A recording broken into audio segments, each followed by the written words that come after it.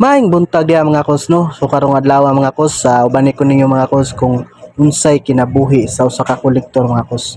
So sa mga nangutana mga kos kung sayon ba gyud ang trabaho sa usa ka kolektor no.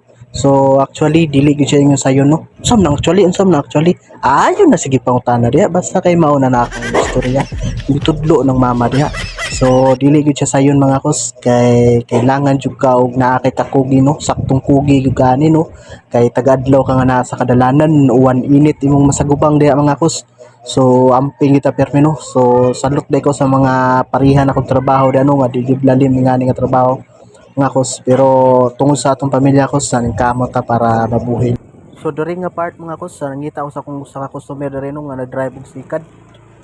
So diha mga kos, nibalik na ko diha sa parkinganan mga kos kay basig naabot na siya mga kos og naa na gyud siya. Wala Norley ba? Ha? Wala pa Norley. Ako pa siya nagkwat. Wala siya. Turbo. Hindi mo ka tawagan. Wala ko yung cellphone na LCD. So dari mga kos, no, dali na ko dari mga kos kay medyo kaulano na gyud mga kos no kay kini nga area mga kos grabe gyud ni kalapok no. Kung mag-uwa ni dari mga kos, grabe gyud kay sa kalapok. Mao nang gadali-dali na ko dari kay ang uban balay mga kos dili na masulod kung malapok na. So dako kay sila kalipay mga kos kung mag-ulan mga kos kay para dili ko makalahaw sa ilaha. Pero di jud ko magpadaog sa kalapok mga kos no. Ako jud lang aton silang balay mga kos. Boss.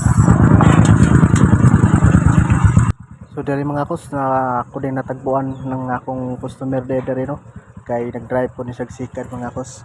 So natagpuan ako siya mo nang ako na lang gikuha yang bayad kay para di na ako mato sa ilaha. Ug diri mga kos gitawag ko sa kung usa ka customer no kay akong helmet lagi daw nabilin sa ilaha. Mao ni dalan mga kos akong mga paninglan mga kos. O tanawa na mga kos na atas basakan niya mga kos pero okay ra kayo na. Kumbate ra gyapon mga kos no. Balag nga basa na ta diha mga kos. So nanak ko diri kos no sa paborito na ko na lugar mga kos. Grabe ni sila diri mga kos. Grabe ka mga tabian kay mga kos. So ganahan po nila diri no kay mag-istorya mi diri. Malingaw jud ko sa diri mga kos kay halos magtapok jud sila diri mga kos. Nga halos tanan kabuang mga kos maistoryahan jud nato mga kos no. So dapat pud na mga kos kailangan pud na sa atong mga customer no nga istoryahan na nato sila kay para mahibal-an nato sila mga kos kung unsay ilang mga kinabuhi mga kos, unsay ilang mga daw-adlaw nga mga trabaho no para makabalot ta kung asa sila manago ay stay asa sila magkuha og mga income nila mga kos para ma-adapt po nato mga kos no mahibal-an nato kung unsay dagan nato sa ilang pag communicate sa ilaha mga kos. So kailangan jud na nato no. Wa na ko nagdugay diha mga kos no kay medyo naglami na kong istorya diha mga kos nya hapon na mga kos ang uban man gud diha mga kos kay manago na dayon pag mohapon na.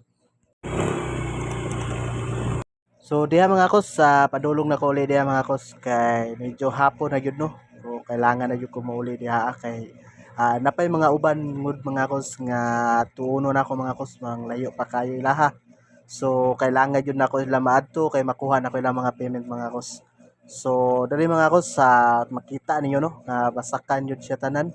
Dindot jud siya tanahon mga kos. Basta ingani ang atong palibot mga kos mga kita mga kos no. Mura kag malipay ka nga magtan-aw mga kos bisag dili na imuha. Bitaw. Di bitaw na imuha. Ay pag apil-apil ya.